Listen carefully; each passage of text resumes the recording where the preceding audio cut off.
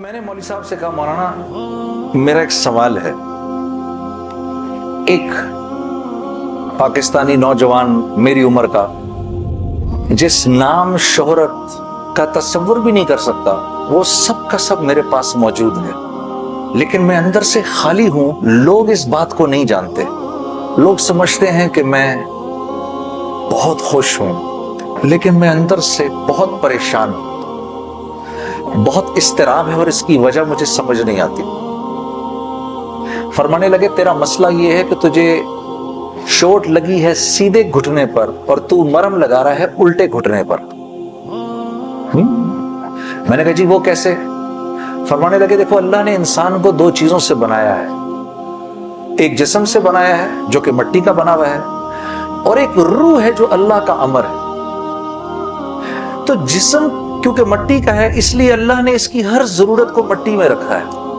جو کھانا ہم کھاتے ہیں، جو کپڑے ہم پہنتے ہیں، جو پانی ہم پیتے ہیں، جن گھروں میں ہم رہتے ہیں، جو چیزیں ہم استعمال کرتے ہیں، یہ سب جسم کی ضرورت کی چیزیں ہیں، اور کیونکہ جسم مٹی کا ہے تو اللہ نے ان تمام ضرورتوں کو مٹی میں رکھا ہے۔ روح اللہ کا امر ہے، یہ آسمانوں سے آئی ہے تو اس کی خوراک بھی آسمانوں پر ہے، زمین میں نہیں ہے۔ پھر فرمانے لگے اگر میں تم کو سونے کے ایک محل میں بند کر دوں اور 4 دن کھانے کو نہ دوں تم کیا کرو گے؟ میں نے کہا ظاہر سی بات ہے میں چیخوں گا کہ مجھے کچھ کھانے کو دو۔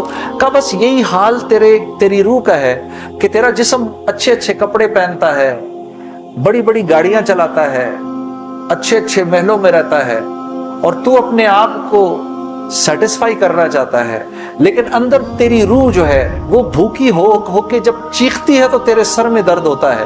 تو اس روح کی بھوک کا بھی تو علاج کر۔ تو میں نے کہا اس کی خوراک کہاں ہے؟ کہا یہ آسمانوں سے آئی ہے تو اس کی خوراک بھی آسمانوں پر ہے، زمین میں نہیں ہے۔ اور دل کے سکون، چین اور اطمینان کا تعلق اس مٹی کے بنے ہوئے جسم سے نہیں ہے بلکہ اس آسمان سے آئی ہوئی روح سے ہے۔ تو میں نے کہا اس کی غذا کیا ہے؟ فرمانے لگے اس کی غذا اللہ کا کلام ہے، اللہ کے حکم ہے، اس کی غذا نبی کی زندگی ہے، نبی کے طریقے ہیں، نبی کی سنت ہے۔ وہ جب تک اس کو ملیں گے نہیں یہ بھوکی رہے گی، اور جب یہ بھوک کر چیخے گی تو پھر تم تو مسلمان ہو، تمہیں تو پتہ ہے، غیروں کو تو پتہ نہیں، وہ دماغ کی اس چیخ کو سلانے کے لیے کبھی شراب پیتے ہیں، کبھی نشے کرتے ہیں، لیکن یہ تو جب تک روح بھوکی ہے اس وقت تک اندر سے تم مضطرب رہو گے، سکون چین نہیں ملے گا۔